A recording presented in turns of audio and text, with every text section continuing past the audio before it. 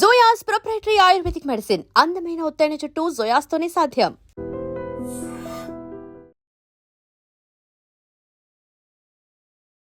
నమస్తే, welcome to IT media, welcome to job updates. మరి RBI assistant notification అయితే రావడం జరిగింది. సో ఆర్బీఐ అపెక్స్ బ్యాంక్ మనం అన్నిటి బ్యాంక్స్ని అబ్జర్వ్ చేసేది, మానిటర్ చేసేది ఆర్బీఐ బ్యాంక్ కాబట్టి సో ఇందులో జాబ్ అనేది ఒక మంచి ఆపర్చునిటీ అని చెప్పుకోవచ్చు. నోటిఫికేషన్ అయితే రిలీజ్ అయింది. మరి ఎన్ని పోస్టులు ఉన్నాయి, ఎలా అప్లై చేసుకోవాలి, ఏజ్ లిమిట్ ఏంటి, సిలబస్ ఏంటి, ఎగ్జామ్ డేట్స్ ఎప్పుడు ఉన్నాయో తెలుసుకుందాము. సో ఆర్బీఐ అసిస్టెంట్ అంటే లైక్ క్లర్క్ అని అనుకోవచ్చు మనం. సో ఏజ్ లిమిట్ వచ్చేసి 20 నుంచి 28 ఇయర్స్ ఉన్న వాళ్ళందరూ కూడా అప్లై చేసుకోవచ్చు. ఏజ్ రిలాక్సేషన్ అనేది ఉంటుంది. ఓబీసీ, ఎస్సీ, ఎస్టీ, బ్యాక్వర్డ్ క్యాస్ట్లు, ఇంకా ఎక్స్ సర్వీస్ మ్యాన్, డివోర్స్డ్, ఈ అన్ని కేటగిరీస్ కూడా ఇంకొంత అడిషనల్గా ఇయర్స్ ఎక్స్టెండ్ చేయడం అయితే జరుగుతుంది. బ్యాంక్ ఎగ్జామ్స్ అన్నిట్లో కూడా పీఓకి మాత్రమే ఇంటర్వ్యూ ఉండడం అయితే జరుగుతుంది. క్లర్క్కి ప్రిలిమ్స్ అండ్ మెయిన్స్ ఈ 2 ఎగ్జామ్స్ వరకే పరిమితమైందనమాట. సో ప్రిలిమ్స్ అండ్ మెయిన్స్ అనేది ఉంటుంది. ఇంగ్లీష్ అండ్ రీజనల్ లాంగ్వేజెస్లో ఎగ్జామ్ అనేది కండక్ట్ చేయడం జరుగుతుంది. ప్రిలిమ్స్ వచ్చేసి 100 మార్క్స్కి, మెయిన్స్ వచ్చేసి 200 మార్క్స్కి ఉంటుంది. టోటల్ ప్రిలిమ్స్కి 100 మార్క్స్, మెయిన్స్కి 200 మార్క్స్, నెగిటివ్ మార్కింగ్ అయితే ఉంటుంది. సో ఫీజు వచ్చేసి ఓబీసీ వాళ్ళకి 450, SC, ST, physically challenged, ex service men వీళ్ళందరికీ కూడా 50 రూపీస్ ఉండడం అయితే జరిగింది. నార్మల్ కంపేర్ చేసుకుంటే మిగతా బ్యాంక్ నోటిఫికేషన్స్ కంటే ఫీజు కొంచెం తక్కువే ఉంది. నార్మల్గా 850 ఉంటుంది కదా అన్నిటికీ ఫీజు. నోటిఫికేషన్ అయితే రిలీజ్ అయింది. ప్రిలిమ్స్ ఎగ్జామ్ వచ్చేసి అక్టోబర్ ఆర్ నవంబర్లో ఉండే అవకాశం అయితే ఉంటుంది. అక్టోబర్ ఎండింగ్లో కానీ నవంబర్ స్టార్టింగ్ ఆర్ మిడ్ మంత్లో ఉండే అవకాశం అయితే ఉంటుంది. అండ్ ఎగ్జామ్ ప్యాటర్న్ చూసుకున్నట్లయితే ఇందాక మనం ప్రిలిమ్స్ మెయిన్స్ అని అనుకున్నాం కదా. సో క్యాస్ట్ వైజ్గా ఎన్ని వేకెన్సీస్ ఉన్నాయి టోటల్ అనుకుంటే, సో ఎక్కువ వేకెన్సీస్ వచ్చి మనకి ముంబైలో ఉన్నాయి. 101 ఉన్నాయన్నమాట వేకెన్సీస్ వచ్చేసి. ఆ తర్వాత హైయెస్ట్ 58 బెంగళూరులో ఉన్నాయి. చాలామంది ఇంతకు ముందైతే మరి బెంగళూరు అప్లై చేసేవాళ్ళు. మన ఏపీ, తెలంగాణ 2 తెలుగు స్టేట్స్తో కంపేర్ చేస్తే బెంగళూరులో చాలా తక్కువ కట్ ఆఫ్ ఉంటుందన్నమాట. బట్ రీజనల్ లాంగ్వేజ్ టెస్ట్ అనేది ఉంటుంది. ఇప్పుడు మనం తెలుగు వాళ్ళం, తెలుగుకి సంబంధించిన ఒక టెస్ట్ అనేది ఉంటుంది. ఎండ్ ఆఫ్ ద అంటే ప్రిలిమ్స్ మెయిన్స్ మీరు కనుక క్రాక్ చేస్తే నెక్స్ట్ రీజనల్ టెస్ట్ అనేది ఉంటుంది. అంటే రీజనల్ లోకల్ లాంగ్వేజ్ వచ్చా లేదా అని చెప్పి. సో ఒకవేళ మీరు కన్నడ ఫ్లూయెంట్గా నేర్చుకోగలిగితే మేబీ అప్లై చేయొచ్చు. సో మిగతా స్టేట్స్ కూడా అంతే. ఆ రీజనల్ లాంగ్వేజెస్ అనేవి మీకు వస్తాయి, ఫ్లూయెంట్గా మాట్లాడగలుగుతారు. తెలుగులో అయితే మనకి ఏదైనా వ్యాసాలు అవి ఇచ్చి వాటి మీద క్వశ్చన్స్ ఇచ్చినా మనం ఆన్సర్ చేయగలుగుతాం. మరి హిందీలో, మరాఠీ, కన్నడ ఇందులో వస్తే క్యాపబుల్ అనుకుంటే అప్లై చేయండి, లేదంటే వదిలేసేయండి. సో ఏపీకి అయితే అసలు నిల్ పోస్టులు అనేవి లేనట్టున్నాయి. సో హైదరాబాద్కి చూసుకుంటే టోటల్ 14 ఉన్నాయి. ఎస్సీ కేటగిరీలో 2 పోస్టులు, ఎస్టీ కేటగిరీలో 1 పోస్ట్, ఓబీసీ 4, ఎకనామికలీ వీకర్ సెక్షన్స్కి 1, జనరల్ సెక్షన్స్లో 6 ఉన్నాయి.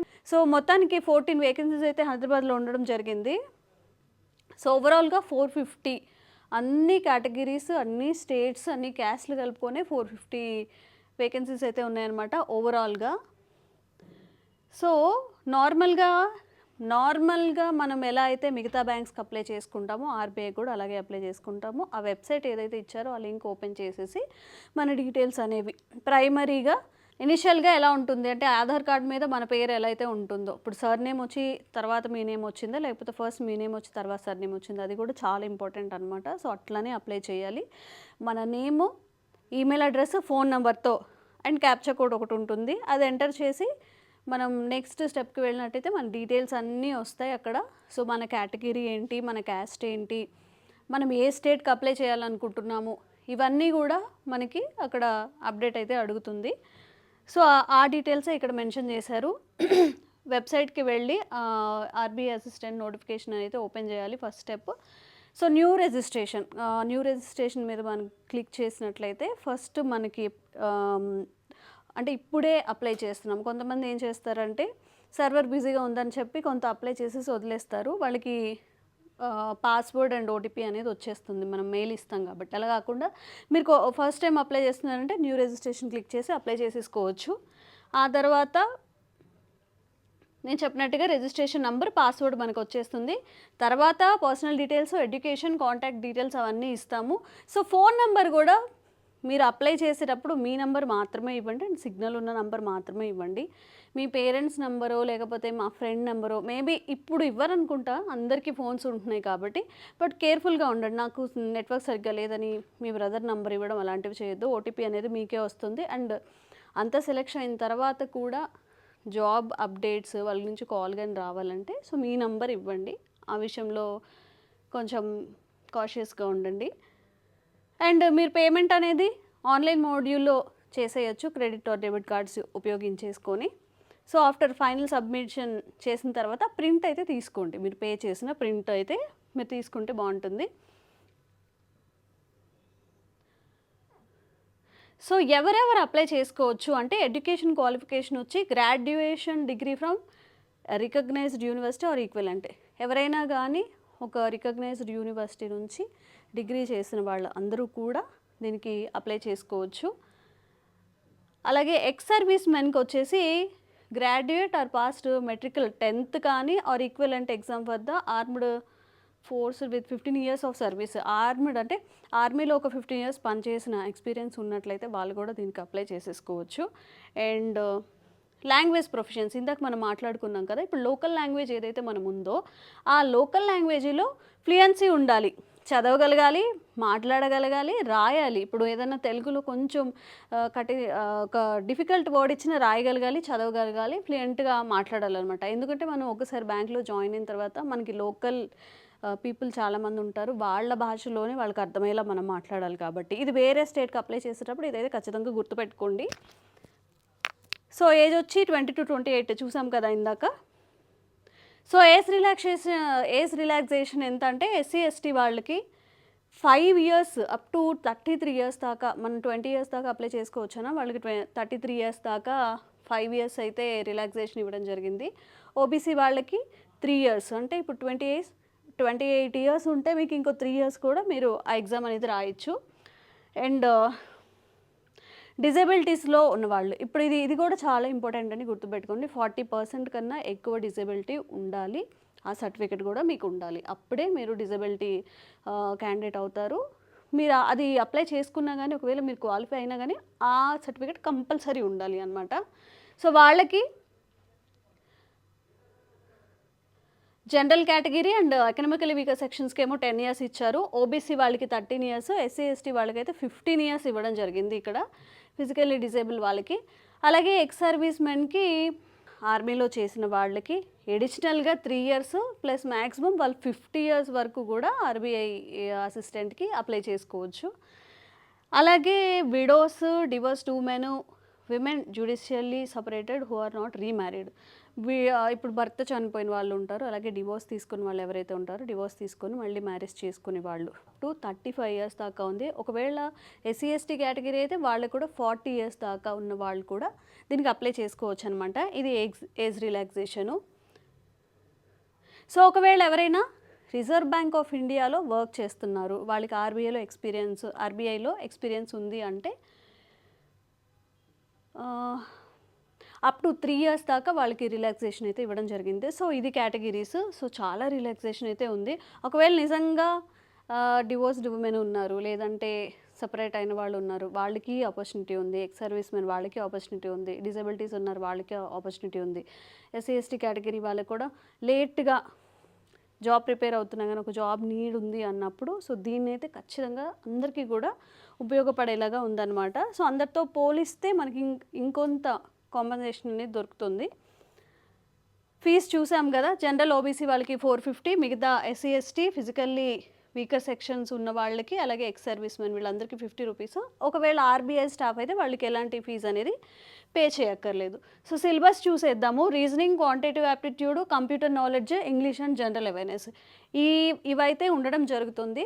ప్రిలిమ్స్ అండ్ మెయిన్స్, ప్రిలిమ్స్ 100 marksకి, మెయిన్స్ 200 marksకి. అండ్ సెక్షనల్ కట్ ఆఫ్ కూడా ఇక్కడ ఉంటుంది. ఇప్పుడు ప్రిలిమ్స్ తీసుకున్నాం అనుకోండి, ఒక 1 hour మనకి ఎగ్జామ్ ఉంటుంది. ఆ 1 hour కూడా English 20, quantitative aptitude 20, reasoning 20. Sectional time ఉంటుంది, సెక్షనల్ కట్ ఆఫ్ ఉంటుంది అనమాట. సో రీజనింగ్లో ఇంత కట్ ఆఫ్ అనేది సెట్ చేస్తారు. మీరు కనీసం మినిమం అవి తెచ్చుకోవాలి అండ్ ఓవరాల్ కట్ ఆఫ్ ఉంటుంది. సో ఆ ప్రకారం ఫాలో అవ్వండి. సో రీజనింగ్లో వచ్చేసి direct sense, arrangement, puzzles, coding, decoding, logical reasoning, input output, data sufficiency ఇవన్నీ కూడా నార్మల్ బ్యాంకింగ్ ఉన్నట్టే ఉందన్నమాట. సో మనకి డిఫికల్ట్ ఫీల్ అయ్యేది ఎక్కడంటే ఇంగ్లీష్లో, అది ఎప్పుడు ఎలా వస్తుందో తెలియదు కాబట్టి సో కొంచెం ప్రాక్టీస్ ఎక్కువ ఇంగ్లీష్ మీద, అలాగే కొంచెం స్కోర్ వచ్చే సబ్జెక్ట్ మీద, కొంచెం కఠినంగా ఉండే సబ్జెక్ట్ మీద, ఈ రెండింటి మీద కూడా కాన్సన్ట్రేట్ చేయండి. అండ్ అన్నీ కూడా నార్మల్ బ్యాంక్ ఎగ్జామ్కి ఏవైతే ప్రిపేర్ అవుతామో అవే ఉన్నాయి సిలబస్ అంతా కూడా. సో బేసిక్ పే వచ్చేసి మనకి 20,700 అయితే ఉంది. ఇది టోటల్ కాదు, మనకి బై హ్యాండ్ ఇంకా ఎక్కువే వస్తుంది. నియర్లీ 47,000 అనుకుంటా. ఎస్, 47,000 అయితే వస్తుంది మనకి గ్రాస్. సో మంచి ఆపర్చునిటీ. ఇంతకుముందు అంటే కొంచెం క్లర్క్కి, పిఓకి చాలా వేరియేషన్ ఉండేది. సో 47,000 అంటే హ్యాపీగా ఈజీగా ఇప్పుడు పాస్ అవుట్ అయిన వాళ్ళు కానీ ఈ అన్ని కేటగిరీస్కి కూడా అఫోర్డబుల్, మనం బ్రతకొచ్చు ఇంకా 50,000 అంటే నియర్లీ. సో ఎగ్జామ్ ఎలా ఉంటుందంటే ఆన్లైనే ఉంటుంది. మనకి సెంటర్స్ అనేవి అలో చేస్తారు. ఇప్పుడు మీరు హైదరాబాద్లో అప్లై చేసుకున్నట్లయితే హైదరాబాద్లో ఏ ఒక కాలేజ్లో ఆ పర్టికులర్ డేట్కి మీకు హాల్ టికెట్ మీద అవంతా మెన్షన్ చేయడం జరుగుతుంది. ప్రిలిమ్స్ మెయిన్స్ రెండు కూడా ఆన్లైన్ ఎగ్జామ్లోనే మీరు రాయాల్సి ఉంటుంది. రోజు ప్రాక్టీస్ కూడా కొంతమంది ఏం చేస్తూ ఉంటారంటే మామూలుగా ఆఫ్లైన్ చేస్తూ ఉంటారు. ఆఫ్లైన్ చేసినప్పుడు కూడా ఈ sectional cut of 20 minutes 20 minutes 20 minutes ఇలా పెట్టుకొని ప్రాక్టీస్ చేయండి. ఇఫ్ పాసిబుల్ 100% ఆన్లైనే ప్రాక్టీస్ చేయండి. ఇప్పుడు మీరు ఎగ్జామ్ ముందు వరకు వెళ్తారు కదా, ప్రిపేర్ అవుతారు. మీరు ఆ ముందు రోజు ఎన్ని మార్క్స్ అయితే వస్తాయో ఖచ్చితంగా ఒక అటు ఇటుగా అవే మార్క్స్ వస్తాయి అన్నమాట. సో ఆన్లైన్ ప్రాక్టీస్ చేయడానికి ట్రై చేయండి. ఎగ్జామ్ అనేది ఆన్లైన్లో ఉంటుంది కాబట్టి. Yes, candidates who meet the sectional and overall cutoff are shortlisted for the mains exam. So ఇక్కడ ప్రిలిమ్స్కి కూడా మనకి సెక్షనల్ కట్ ఆఫ్ ఉంది, అలాగే ఓవరాల్ కట్ ఆఫ్ ఉంది. ఫర్ సపోజ్ ఇప్పుడు 30 మినిట్స్కి రీజనింగ్ అనుకుందాం. 30 మినిట్స్కి రీజనింగ్ 30 మార్క్స్కి అట్లీస్ట్ 12 మార్క్స్ లేదంటే ఎక్కువ పెట్టాడు, 12 or 13 మార్క్స్ పెట్టాడు అనుకుందాం. మీకు ఆ మినిమం కట్ ఆఫ్ రావాలి. అలాగే ఈ 3 సెక్షన్స్ మీద ఎంతో కట్ ఆఫ్ పెడతాడు, ఒక 60 రావాలి, 65 రావాలని ఓవరాల్ కట్ ఆఫ్ రావాలి. అంతకన్నా ఎక్కువ వచ్చినా గుడ్, అవేమో మనకి మెయిన్స్కి యాడ్ అవ్వవు. బట్ పెట్టిన కట్ ఆఫ్ మాత్రం ఖచ్చితంగా రావాలి. సెక్షన్ వైజ్గా రావాలి, ఓవరాల్ కట్ ఆఫ్ కూడా రావాలన్నమాట. ఇది ఒకసారి చూసుకోండి. ఎక్కడ పోయినా 0.5 పోయినా కానీ పోయినట్టే ఇంకా. అంటే నాకు వేరే సెక్షన్లో 30 out of 30 వచ్చాయి, బట్ ఇందులో నాకు సెక్షన్ కట్ ఆఫ్ రాలేదు, పోయిందన్నా కానీ అది ఏం చేయలేము. సో రాసేప్పుడు కాన్షియస్గా చూసుకొని రాయండి. అండ్ లాస్ట్లో లాంగ్వేజ్ ప్రొఫిషియన్సీ టెస్ట్, ఇది ఇందాక మాట్లాడుకున్నాం కదా, లోకల్ లాంగ్వేజ్లో మనం మంచిగా మాట్లాడాలి. అదే పర్పస్ ఏంటంటే ఇప్పుడు మనం ఒకవేళ జాబ్ వచ్చి జాయిన్ అయ్యాం బ్యాంక్లో, ఇప్పుడు కన్నడ వాళ్ళు ఇక్కడ అప్లై చేశారనుకోండి, ఇప్పుడు తెలుగులో అడుగుతూ ఉంటారు. లాంగ్వేజ్ మిస్కమ్యూనికేషన్ అవ్వకుండా సో లోకల్ లాంగ్వేజ్లో కూడా మనకి గ్రిప్ ఉండాలన్నమాట. అది మెయిన్ పర్పస్. సో ప్రిలిమ్స్కి వచ్చేసి English language, quantitative aptitude, reasoning ఉంటుంది. మనకి మెయిన్స్లో అడిషనల్గా యాడ్ అయ్యేది కంప్యూటర్ ఒకటి యాడ్ అవుతుంది, జిఏ యాడ్ అవుతుంది. సో నెగిటివ్ కట్ ఆఫ్ అయితే ఉంది. మీరే 4 నెగిటివ్స్కి 1 మార్క్ అయితే కట్ చేయడం జరుగుతుంది. అండ్ ఇంకొక విషయం గుర్తుపెట్టుకోండి, ఎప్పుడైనా బ్యాంక్ ఎగ్జామ్స్లో మీకు ఒకవేళ ఇంగ్లీష్లో 10 మార్క్స్ అంటే 10 బిట్సే 10 పాయింట్స్ మీరు స్కోర్ చేయగలిగారు, పక్కా 10కి 10 వస్తాయి అన్నప్పుడు మళ్ళీ రాళ్ళేయద్దు అనమాట. ఇప్పుడు 10 అటెంప్ట్ చేసినా కానీ దానికి ఒక మొత్తం పాజిటివ్ మార్క్స్ వచ్చినప్పుడు ఒక 2 మార్క్స్ 3 మార్క్స్ యాడ్ అయ్యే అవకాశం ఉంటుంది. అదే మీరు రాళ్ళేసారనుకోండి, ఒకవేళ తప్పుపోయింది అనుకోండి, అక్కడ మీకు మార్క్స్ యాడ్ అవ్వవు, అది ఓవరాల్ కట్ ఆఫ్కి కూడా ఎఫెక్ట్ అవుతుంది. కాబట్టి ఏదైతే కరెక్టో అదే పడడానికి ట్రై చేయండి. సో కట్ ఆఫ్ అనేది లాస్ట్ ఇయర్కి సిమిలర్గా ఉంది అని చెప్తున్నారు. మేబీ చెప్పలేము, వచ్చిన పేపర్ని బట్టి ఒక్కొక్క సెక్షన్స్కి బాగా టఫ్ వస్తుంది, ఒక్కొక్కసారి ఒక్కొక్క బ్యాచ్కి ఈజీగా వస్తుంది. యావరేజ్గా చూసి పెడతారనమాట. సో కొంచెం లోగా ఉన్నవాళ్ళు, యావరేజ్గా ఉన్నవాళ్ళు, హైగా ఉన్న వాళ్ళని కూడా యావరేజ్ చేసుకొని కట్ ఆఫ్ ఇవ్వడం అయితే జరుగుతుంది. బట్ కాంపిటీషన్ అయితే హెవీగానే ఉంటుంది ఆర్బీఐ కాబట్టి. సో ప్రిపరేషన్ టిప్స్ ఇచ్చారు, మీరు ఇది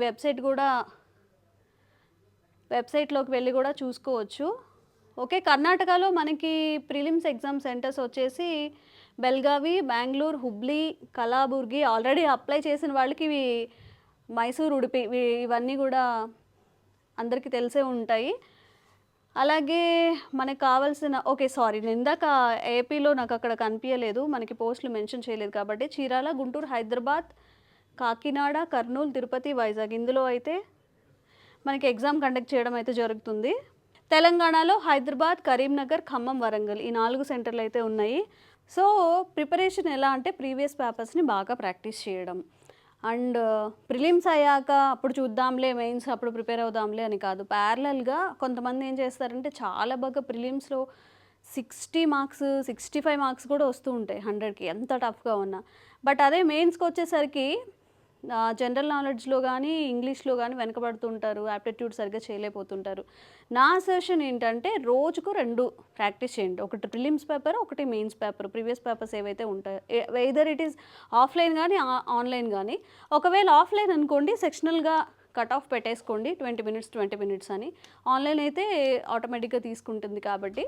సో ఇట్లా ప్రిపేర్ చేసుకుంటూ మీరు వెళ్తే కనుక జనరల్ నాలెడ్జ్ కూడా మీకు చాలా ఈజీ అవుతుంది. ఇప్పుడు నార్మల్గా స్పెషల్ డేస్ ఉంటే వాటి థీమ్ ఉంటుంది, అవి ప్రిపేర్ అవ్వాలి. రోజు మనం చాలా సైట్స్ ఉన్నాయి, ఆ సైట్స్కి వెళ్ళిపోయి ఈరోజు డేట్ వేసేసుకొని అట్లీస్ట్ ఒక 40 పాయింట్స్ అంటే జీకే పాయింట్స్ వస్తుంటాయి అనమాట, అవి నోట్ చేసేసుకొని ఈరోజు థీమ్ ఏంటి, లేదు స్పెషల్ డేస్ వచ్చాయి, క్యాన్సర్ డే అంటారు, క్యాన్సర్ డేకి థీమ్ ఏంటి, ఆ రోజు ఏం జరిగింది, అలా రాసుకున్నట్లయితే మీకు ప్రిలిమ్స్తో పాటుగా మెయిన్స్కి వచ్చేసరికి ఫుల్గా 3 months 4 months జనరల్ నాలెడ్జ్ కూడా వచ్చేస్తుంది. ఇంకా పార్క్స్ కానీ లేకపోతే హెడ్ క్వార్టర్స్ కానీ ఇవన్నీ కూడా ఒకసారి చూసుకుంటే, ఎప్పుడు చదువుతూ ఉంటాం కాబట్టి అవి ఒకసారి చూసుకుంటే ప్యారలల్గా చేసుకోవచ్చు అనమాట. సో ఆర్బీఐ అసిస్టెంట్ అనేది చాలా మంచి ఆపర్చునిటీ. నార్మల్గా బ్యాంక్ ఎగ్జామ్స్ ప్రిపేర్ అయ్యే వాళ్ళు ఎవరైనా సరే ఎస్బీఐ కొట్టాలి అనే వస్తారు, ఎందుకంటే మనకి ఎస్బీఐ బ్యాంక్ అంటే అందరికీ తెలుస్తుంది కాబట్టి. బ్యాంక్ జాబ్ వచ్చిన కొత్తలో ఎస్బీఐలో జాబ్ వస్తే బాగుండని చెప్పి. సో ఎస్బీఐ కన్నా ఆర్బీఐ అనేది ఇంకా చాలా అపెక్స్ బ్యాంక్ కాబట్టి తప్పకుండా మంచిగా ప్రిపేర్ అవ్వండి. ప్రాక్టీస్ ఎలాంటి డీవియేషన్స్ లేకుండా ఈ 6 months లేదా 4 months కూడా మీరు ఇంతకుముందు ఏదైతే ప్రాక్టీస్ చేశారో దానికి తోడుగా ఆర్బీఐకి ఏదైతే యూజ్ అవుతుందో ఆ మెటీరియల్ అంతా సెట్ చేసుకొని డీవియేషన్స్ లేకుండా ప్రిపేర్ అవ్వండి. All the best. And don't forget to subscribe to iDream. And for more videos, Please subscribe to iDream. Please subscribe to iDream. Please subscribe iDream. And please subscribe to iDream. For more videos, subscribe to iDream. please like, share and subscribe to the channel. Congratulations, iDream. subscribe to iDream. Subscribe to iDream. So subscribe to iDream Media. iDream की iDream team अंदर की huge congratulations. Please subscribe iDream Media. Please subscribe to iDream. Subscribe iDream. Please subscribe to iDream. iDream అంటే నా కళల channel subscribe చేసుకున్న నోరు తిరుగుతలేదు, మీరైతే గంట గుర్తు కొట్టండి. For more such videos, please subscribe to iDream. Subscribe to iDream. Please subscribe to iDream. Please subscribe iDream Media. Please do subscribe to iDream. Please subscribe to iDream Media. For best entertainment and information, please subscribe iDream.